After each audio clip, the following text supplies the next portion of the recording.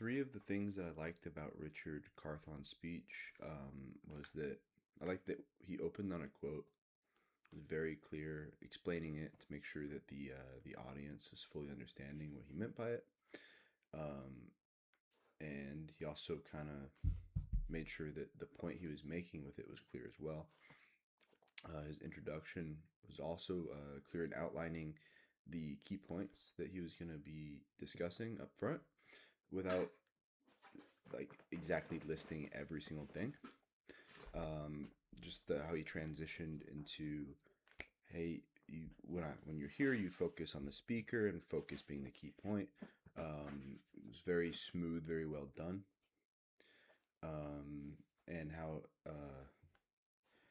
as he was ending kind of each section, each key point that he was discussing, the end of the example would lead directly into the next key point for the next part of his speech.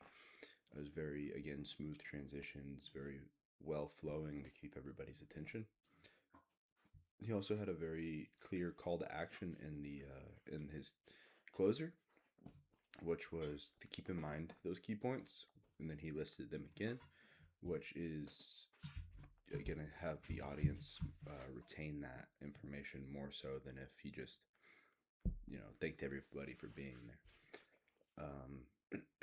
As for supporting materials during a speech and why they're important because they help support the content of the speech by either having a visual, audio, or physical thing that the audience can see, feel, or touch or hear. And that kind of helps maybe keep attention on the topic at hand, or it can also be used to kind of make that last connection where if you're describing something and someone doesn't fully understand what you mean, having that thing that they can see, hear, touch, smell, whatever it is, could connect the gap for them. Um,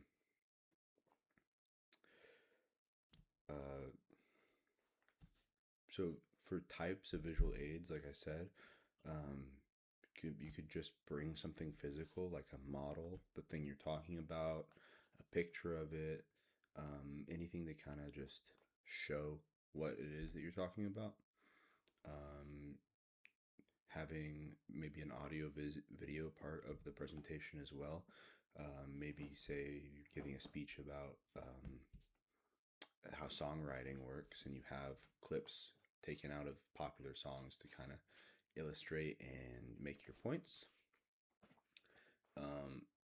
Also, if you're giving a presentation where the information is going to be relevant after the speech is over, like for maybe a corporate setting, having handouts are also a good way to have something in front of the audience that they can see and read, and it will also they can take it with them afterwards if they need to reference it.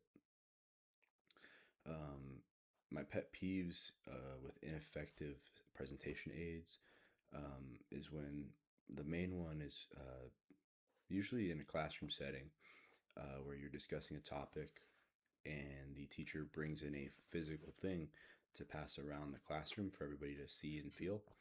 I find that usually, while it's good intention, it leads to a lot of distraction in the classroom where everybody's kind of talking about making it sure it gets passed around, manipulating whatever it is, or if they drop it on the desk, it's very loud. It can break a lot of people's concentrations. And another pet peeve is when, say, you have a speaker and they're going with a PowerPoint behind them, and then they just kind of forget the PowerPoint's there and they get really far ahead and they have to click through all the slides really quickly to find what they're talking about. It just makes it feel like it isn't practiced or that they don't care about what they're doing at that point.